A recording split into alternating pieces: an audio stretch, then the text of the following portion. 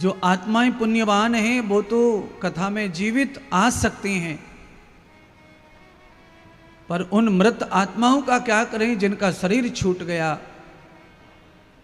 जिनका कथा सुनने का साधन जला के राख कर दिया। आत्मा के पास में शरीर नहीं रह गया, चाहे बेटा मरा हो, चाहे बेटी मरी हो, चाहे पिता मरा हो, दादा मरा हो, वो तो चले गए, वो कभी लौट के नहीं आएंगे। पर भगवान सूत जी कहते हैं यावती पित्राण भगवताम त्वया, अर्थात भागवत ऐसा प्रसाद है, भागवत ऐसा तत्व है, भागवत ऐसा अनमोल औषध है, भागवत ऐसा आकर्षण है कि इसमें एक बार को जीवित आदमी कथा में ना पहुंचे, पर जिसमें पितर कथा में अवश्य आते हैं कथा सुनने के लिए। बंधुओं, पितरों को ईर्ष्या नहीं रह जाती मरने के बाद, सबसे पहले ये समझ लो आज कथा में। भविष्य पुराण में ये लिखा है कि पितर चाहे जितना भी क्रोधी होगा, मरने से पहले लड़ाकू होगा, सब घर वालों से लड़ता होगा, और घर वाले एक दिन भी खुश नहीं रहे होंगे अपने दादाजी से। दादाजी इतने कटु भाषणी थे कि घर में किसी से अच्छा नहीं बोलते थे। दादा के मर जाने पर घर को बड़ी खुशी हुई थी, पर मृतदेह जलाने के बाद जो आत्मा है उसमें ईर्ष्या, द्वेष, घृणा, क्रोध सब समाप्त हो जाता है। क्योंकि क्रोध जिस बुद्धि को आता है, वो बुद्धि मानव की नहीं रह जाती, फिर वो बुद्धि पितरों की हो जाती है। आत्मागम चतुर्पुरुषार्थ, आत्मा के साथ में 4 पुरुषार्थ जुड़े हैं, और वो 4 पुरुषार्थ हैं मन, बुद्धि, चित्त और अहंकार। नावे मृतम आत्मा तत्वम 4 पुरुषार्थ, नाभे तत्व आत्मा तत्वम चरत पुरुषार्थम, यत्यान जीवितम देव अमृत कृतम न जन्मसु। आत्मा का जिस तरह कभी मरण नहीं होता, वैसे मन का भी मरण नहीं होता है, बुद्धि का भी मरण नहीं होता है, चित्त के संस्कारों का भी मरण नहीं होता है, और अहंकार का भी मरण नहीं होता है। आत्मा के साथ में ये 4 पुरुषार्थ हमेशा जीवंत रहते हैं, अजय हैं ये। और इन 4 पुरुषार्थों को अजय होने से हमें फर्क और फायदा क्या मिलता है? हमें ये फायदा मिलता है कि अगर मन और बुद्धि और चित्त अहंकार अजय न होते, जीवित न होते, अमर न होते, तो हमारा अगला जन्म जो मिलता उसमें हमारे इस जन्म के कर्मों का फल हमें भोगने का अवसर भी न मिलता।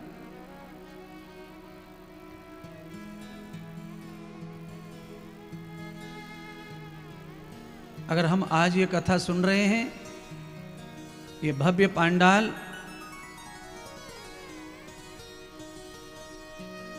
आज इस यमुना एक्सप्रेस कट पे लगा हुआ है, क्षेत्र के सभी लोग पांडाल में विराजमान है कथा में, ये पिछले जन्मों के पुण्यों का ही प्रताप है महाराज। जन्मना जन्मना कृतम जन्मम सहस्र जन्मम सर्वदाम, यस्यम गतित पुण्यानाम तत्वम भागवतम यथा। भगवान कह रहे हैं कि न जाने कितने जन्म लिए होंगे हमने कि कान में भागवत पड़े, आंखों में भागवत का दर्शन हो, पैर भागवत की यात्रा में जाएं, हाथों से तालियां बजें, आरतियां हो, फूल चढ़े, पान चढ़े, मेरा दिल कथा में हो, मेरा शरीर कथा में हो, रोम रोम मेरा हर्षित हो कथा में। ये आत्मा कह रही है। आप समझने का प्रयत्न करेंगे तो बहुत अच्छा समझेगा कथा।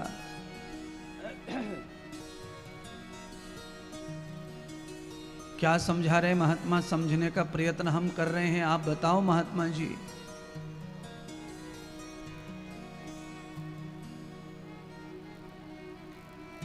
भागवत के 4 फल मैं पहले आपको सरलता से बताता हूं, जिससे कथा में रुचि बढ़े। क्योंकि यश्च लाभम भागवते तथा श्रद्धाम पुण्य। मनुष्य की वृत्ति कैसी है? मनुष्य को चाहे वो अनपढ़ क्यों ना हो, पूरा गंवार हो,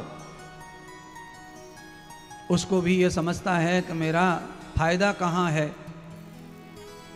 और हर मनुष्य फायदे वाली जगह को चुनता है। हाँ, कभी कभी किसी किसी मनुष्य की बुद्धि खराब होती है कि वो बुद्धि होके भी, मनुष्य होके भी समझ नहीं पाता है और अपना नुकसान करता रहता है।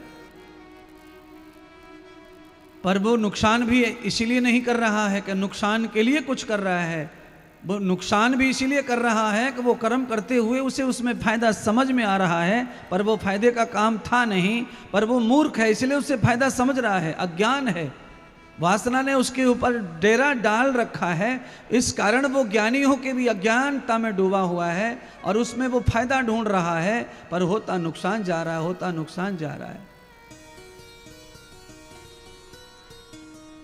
आज हम लोग कलश यात्रा लेके आ रहे थे, भव्य कुंभ की तरह कलश यात्रा आ रही थी। आज ऐसी कलश यात्रा पहली बार निकली होगी पूरे ब्लॉक में, मुझे लगता है। उस कलश यात्रा में बड़े लोग थे, सबने पटका पहना हुआ था कृष्ण का, राधे का। मैं आपको बताना चाहता हूं, आपके अंदर कोई दोष है तो वो दोष रहे, उसे मिटाने का कोशिश करते रहो, पर गले में पटका पड़ जाए, माथे पे तिलक लग जाए, हाथ में कलावा बंध जाए, कथा के पंडाल में पैर पड़ जाए, मंदिर के पंडाल में, मंदिर के ग्रह में पैर पड़ जाए, कुंभ में पैर पड़ जाए, किसी नदी में पैर पड़ जाए, उस समय आदमी के शरीर में, बुद्धि में व्यसन नहीं होना चाहिए। गुटखा, तम्बाकू, बीड़ी, सिगरेट, अंडा, मांस, जुआ, सट्टा, ये सब होना नहीं चाहिए। कम से कम इतनी जगह पर आदमी को पवित्र हो जाना चाहिए। अब ये समझाने वाला कोई आया नहीं है। कथा तो सुना रहे हैं सब लोग, पर मुश्किल कहां आ रही है? मुश्किल आ रही है कि कथा सुना करके इन बातों को कहने में असमर्थ हैं। गोस्वामी तुलसीदास रामायण लिखते हैं, मंगलाचरण करते हैं, सबसे पहले उसमें व्यसन की बात कहते हैं कि हुक्का, बीड़ी, तम्बाकू, गुटखा, शराब, मदिरा, मांस, मछली, इनका त्याग करके ही रामायण को अथमंजन करें। भागवत में प्रथम स्कंद में, प्रथम अध्याय में भागवत का श्रोता कैसा होना चाहिए, भागवत का वक्ता कैसा होना चाहिए, यही स्पष्ट लिखा हुआ है।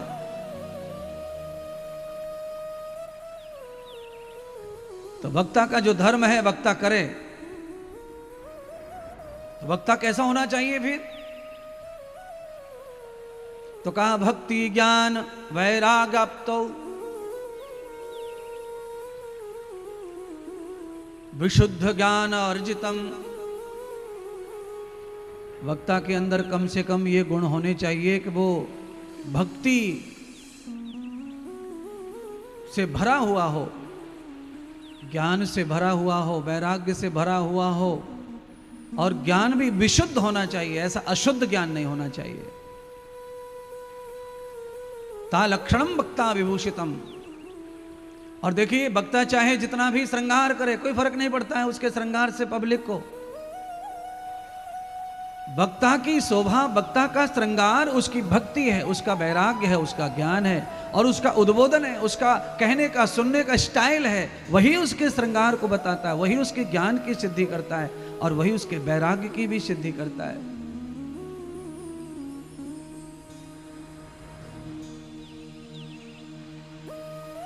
हम लोग जब छोटे थे तो वृंदावन में एक बाबा रहते थे। उनका बाबा जो थे, उनका नाम था बैरागी बाबा। बाबा का नाम बैरागी था, पर पैसों का जो झोला है वो बाबा अपने कंधे पे लटका के हमेशा लगता था, और कपड़े भी नहीं पहनता था बाबा। तो ये जो वैराग्य इस तरह का होता है, ये वैराग्य विशुद्ध नहीं होता है, ये शुद्ध वैराग्य नहीं है। शुद्ध वैराग्य क्या है? शुद्ध वैराग यह है कि किसी भी चीज की लालसा शरीर खत्म हो जाए।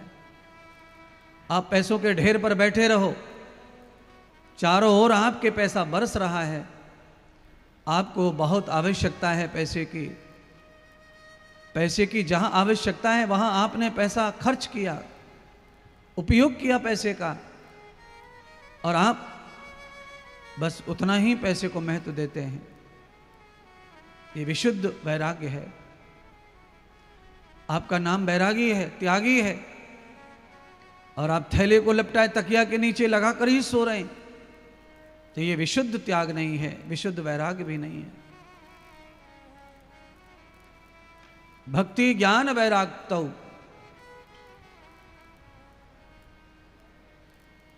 ये जो लक्षण वक्ता के हैं यही लक्षण श्रोता के हैं। श्रोता वक्ता ज्ञान निधि राम कथा कहे गूढ़। भगवान की गूढ़ कथा सुनने वाला और कहने वाला, इनके लक्षण मिले हुए सेम रहने चाहिए। पुरानी पुरानी बातें बताऊंगा जिससे कथा जल्दी समझ में आएगी बंधुओं। आप कल्पना करिए,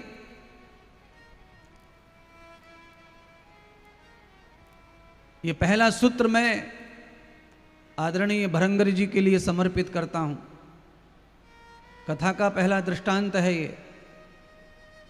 मैंने कहा मैं पुरानी बातें सुनाऊंगा और उसी से कथा समझाऊंगा। मैंने कहा कि एक जैसा मैप होना चाहिए वक्ता और श्रोता का।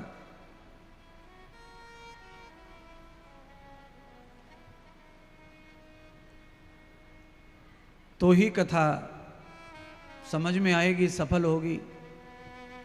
पुराने जमाने की कथा क्या है? पुराने जमाने का दृष्टांत है समझाने के लिए कि पहले साइकिल में पंचर होते थे, साइकिल में पंचर जोड़ने के लिए अपन जाते थे। जब तक वो साइकिल में पंचर जोड़ने की चिटकी, वो पट्टी आई नहीं थी रेडीमेड बनकर, तो साइकिल पंचर जोड़ने वाला आदमी पुराना ट्यूब रखता था दुकान पे, उस ट्यूब में से ही कैंची से पट्टी काटता था गोल मोल। जो ट्यूब पहले साइकिल वाला कोई निकाल के डाल गया था उसी में से पट्टी काट लेता था, और जो ट्यूब साइकिल में था पंचर हो गया वो भी पुराना ही हो गया था। एक पट्टी काटी और एक ट्यूब, ये दोनों बराबर पुराने ट्यूब है, दोनों ही रबर से हैं, पर इन दोनों को ही उसने घिसा, और दोनों को घिसने के बाद में जो सॉल्यूशन लगाया, पट्टी को चिपकाया, पट्टी चिपक गई, हवा भर गई, ट्यूब सही हो गया, साइकिल अच्छी हो गई, काम करना चालू हो गया। साइकिल में जो ट्यूब था वो भी रबर, जो लगाया पट्टी वो भी रबर, और दोनों को ही घिसा। अगर एक को घसता तो एक नया और एक पुराना हो जाता, तो दोनों जुड़ते नहीं महाराज।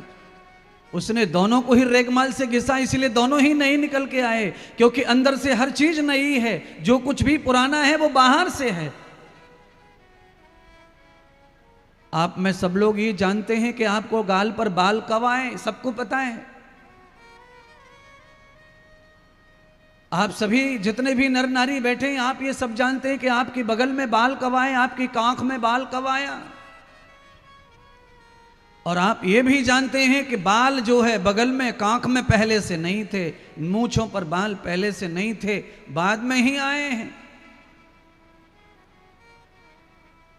बाद में आने के बाद पहले बूढ़े हो जाते हैं बाल, दाढ़ी का रंग सफेद हो गया,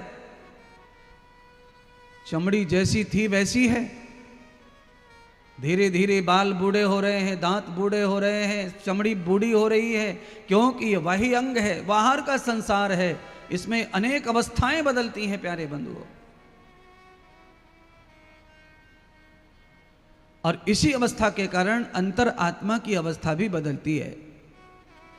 घर का माहौल भी बदलता है, अंदर माने घर, मन का, बुद्धि का, चित्त का, आत्मा का, इन सब का माहौल भी बदलता है। बाहर के बदलने के कारण आप घर में जाते हैं, बाहर की कोई बात जाकर घर में बताते हैं, अगर कोई बात खुशी की है तो घर वालों को खुशी मिलेगी, अगर कोई बात टेंशन की सुनाओगे तो घर वालों को टेंशन आएगा। आप जो भी बाहर से अंदर की ओर ले जाते हो वही अंदर व्यवहार प्रतीत होता है, वही व्यवहार जागृत होता है।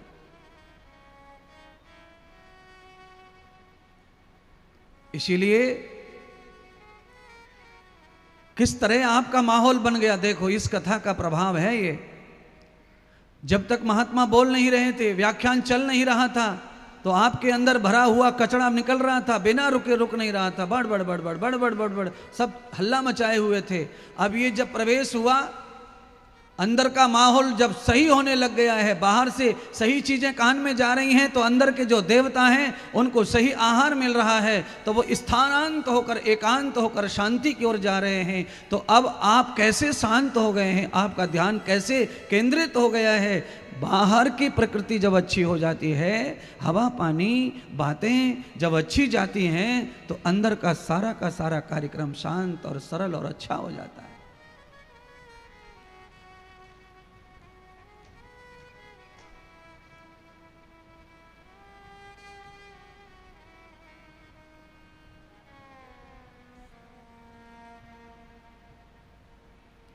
हमारे साथ सबसे ज्यादा धोखा करने वाला एक ही तो है, वो मन है।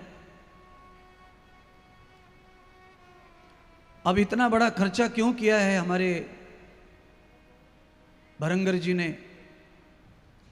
वो तो मथुरा में रहते, यहां पर इतनी दूर क्यों मथुरा शहर में कथा करते, वाह वाह होती।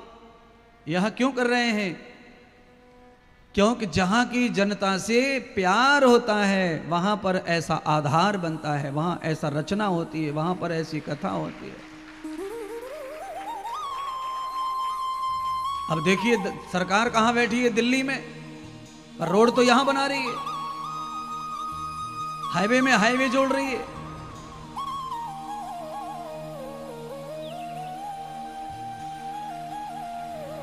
परिवर्तन संसार का नियम है, और आज ये परिवर्तन मैंने देखा। बचपन की बात अगर करें, छोटेपन की बात करें, तो मैं जहां कथा कह रहा हूं इस एरिया को सबसे गिरा हुआ एरिया माना जाता था। नेरे का नाम लिया तो बस ये समझ लो फिर मुंह पे सरवटी पड़ जाए आदमी के।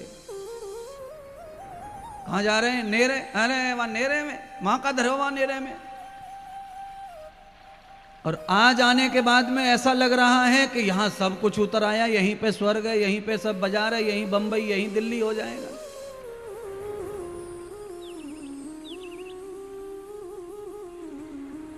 संसार क्या तुमने छोड़ा पीछे, और आज क्या तुम्हारा संसार है, कल तुम्हारा संसार क्या रहेगा, इसका अनुभव करना बहुत कठिन है।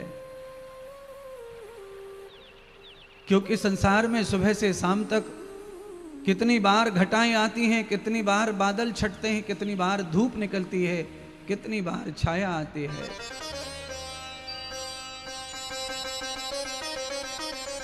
एक पंक्ति मुझे याद आई है, भजन के माध्यम से उस पंक्ति को गुनगुनाता हूं और आपको परमात्मा के साथ जोड़ने का प्रयत्न करता हूं।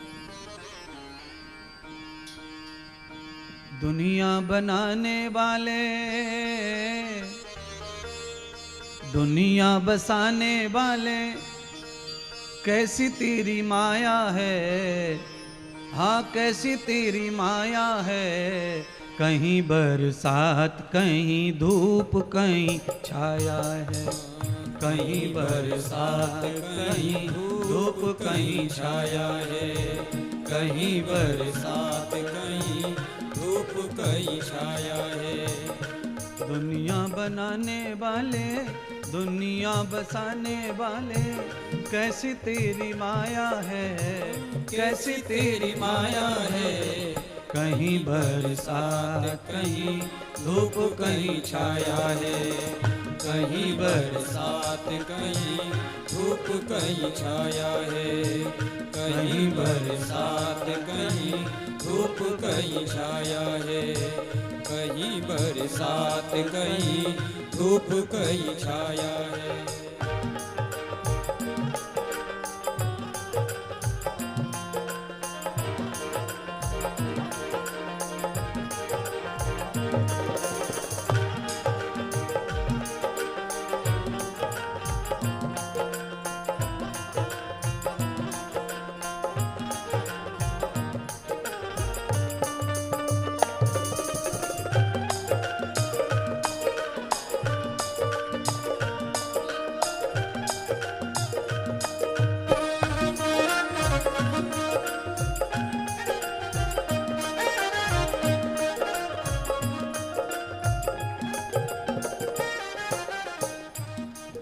ये सब भगवान ही कर सकते हैं बंधुओं।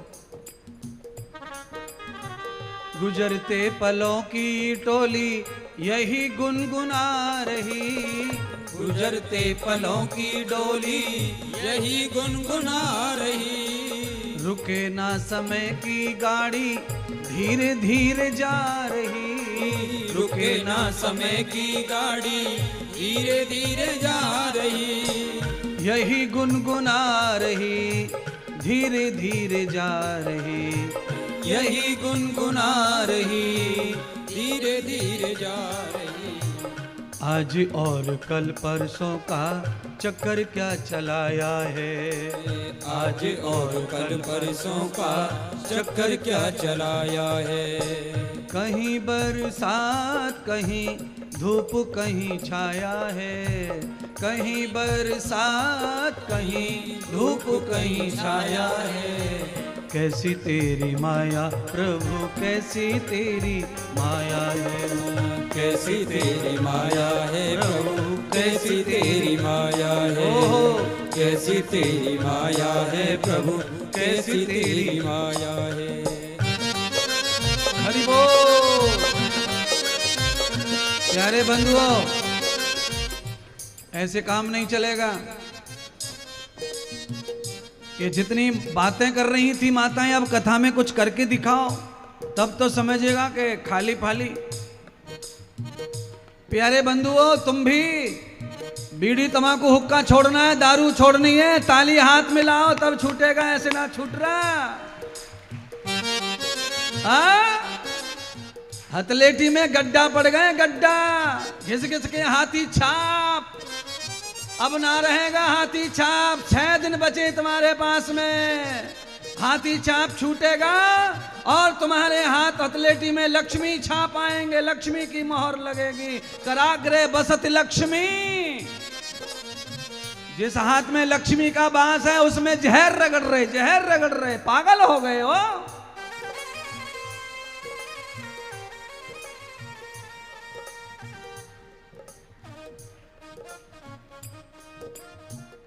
प्राइमरी सरकारी स्कूल में भले ही कोई पढ़ता न हो, और हर स्कूल में लिखा हुआ है श्लोक, कराग्रे बसत लक्ष्मी कर गोविंदम। लक्ष्मी गोविंद दोनों हाथ में बसे हुए हैं। और इन हाथों से क्या कर्म किए जा रहे हैं, बोलने में भी शर्म आती है। व्यासपीठ से ऐसे ऐसे कुकर्म हाथों से हो रहे हैं महाराज।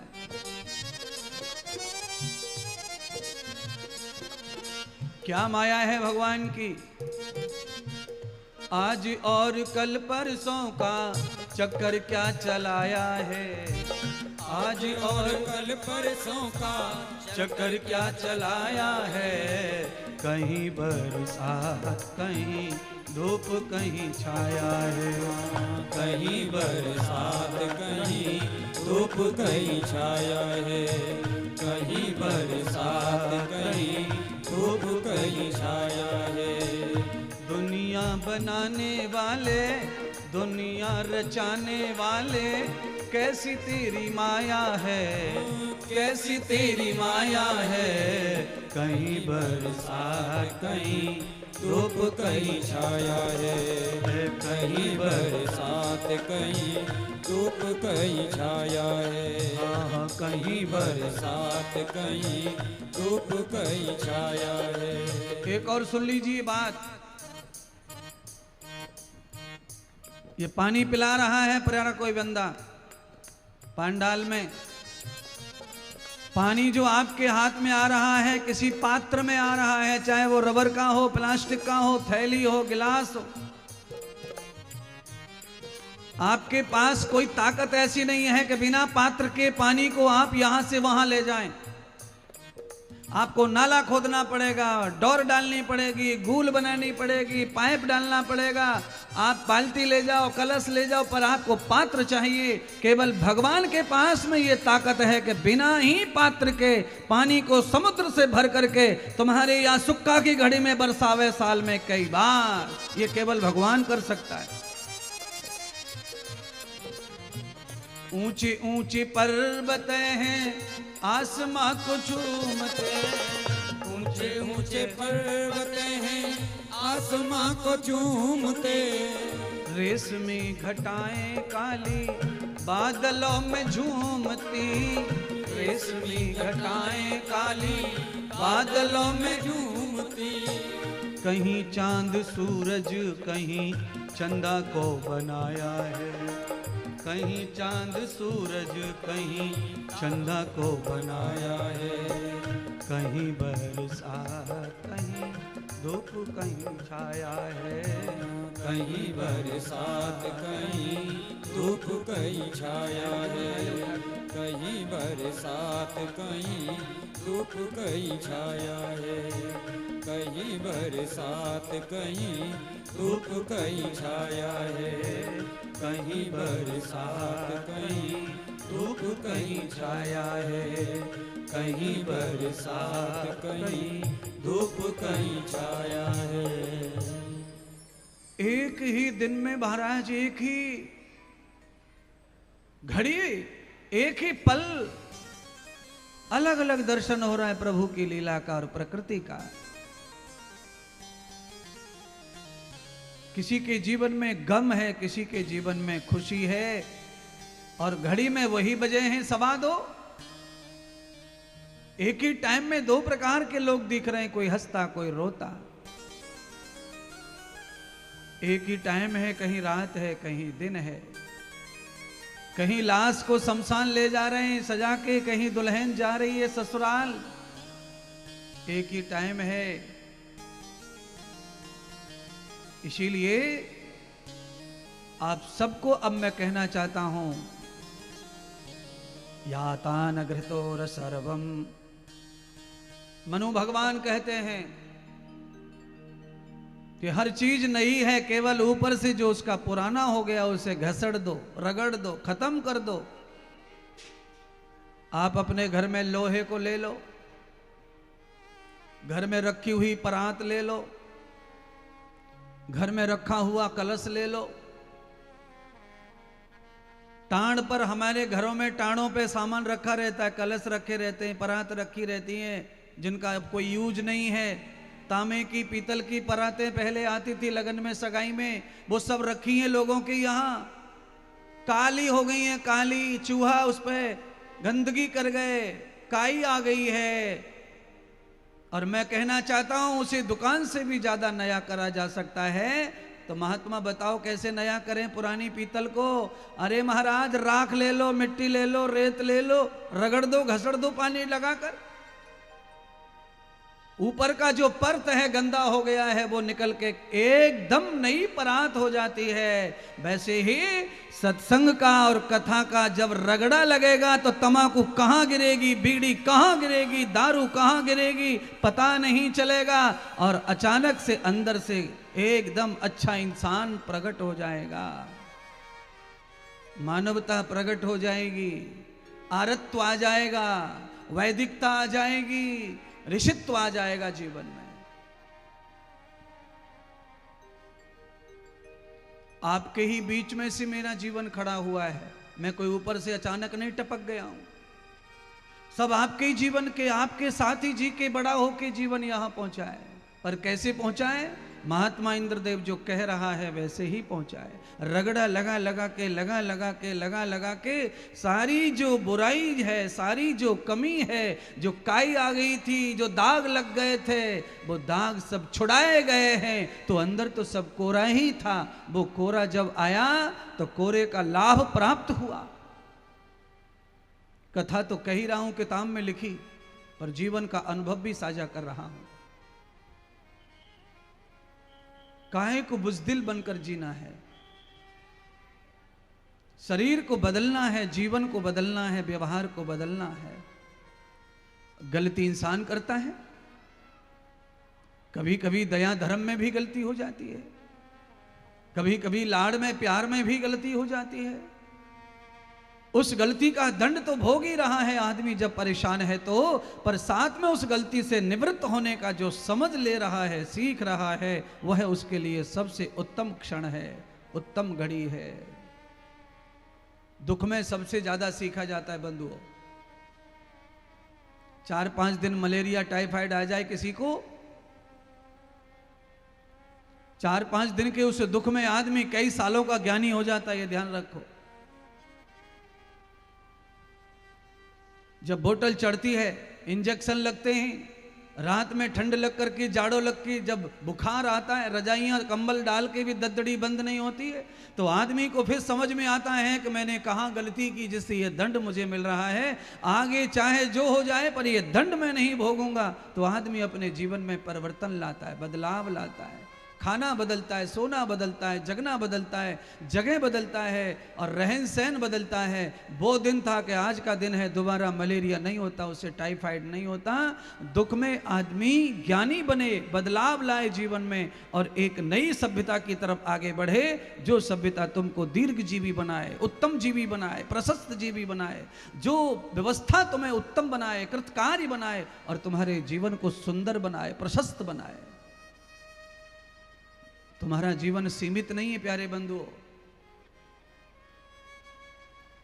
इनमें से कई माताएं तो ऐसी हैं जो जिस गांव में आकर ब्याह करके आई हैं बहू बन के, जब से उस गांव से उन्होंने एक आध गांव और देख लिया हो तो देख लिया हो, नहीं तो सवाल ही नहीं है दूसरे तीसरा गांव देखने का। बस वही भैंस, वही गोबर, वही झाड़ू, वही पोछा, वही चाखी, वही चूल्हा। ननद की बड़ी वो मर गई, जिठानी वहां रोए आई, मामी मर गई वहां रोए आई, नाना मर गया वहां रोए आई, आ गई वही गोबर में लग गई। अबे गोबरदानी में रहकर कब तक गोबरीला बनी रहोगी, कब तक गोबर का कीड़ा बने रहोगे? कब तो बाहर आओ, उससे बाहर आओ। थोड़ा तो ये सोचो कि मानव का जन्म मिला है काहे को? ये मानव का जन्म केवल भैंस बांधने, गोबर डालने, झाड़ू मारने, केवल इतने के लिए नहीं मिला है। गोबर के साथ साथ भगवान को भजने के लिए मिला है। तुम्हारे जैसी एक महिला है, महाराष्ट्र में पैदा हुई है, संत जनाबाई, जो गाय का गोबर बीनती थी रोटी पकाने के लिए जंगलों में, जैसे हमारे यहाँ भी पहले गरीब लोग बीनते थे गोबर। उस गोबर को बीनते बीनते उसने भगवान का भजन किया, विट्ठल विट्ठल विट्ठल। परमात्मा कृष्ण उसके गोबर से प्रकट होकर के उस गोबर बीनने वाली को भी दर्शन दिया। तो महात्मा कहना चाहता है, आप दुनिया के हर काम को करो गृहस्थ में, खेती खलियान गोबर पानी, पर परमात्मा का नाम लेते लेते करो, जिससे वो कहीं काम करते करते ही तुम्हें प्राप्त हो जाए। आदमी बहक गया है, कमाने में बहक गया, नौकरी में बहक गया, बिजनेस में बहक गया। जो दुकान खोल के बैठा है उसी दुकान के अलावा कुछ लगता ही नहीं आज कुछ है दुनिया में। जो नौकरी करने बैठ गया उसे नौकरी के अलावा ऐसा पता ही नहीं कि दुनिया में कुछ और भी है। खेती करने वाले को पता नहीं दुनिया में कुछ और है। जो जिस काम में लगा हुआ है उसी में बूढ़ा हो रहा है।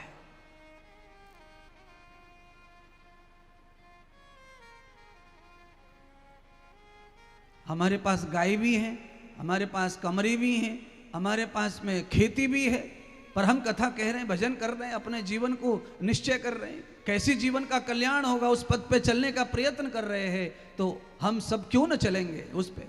हम कथा क्यों सुन रहे हैं?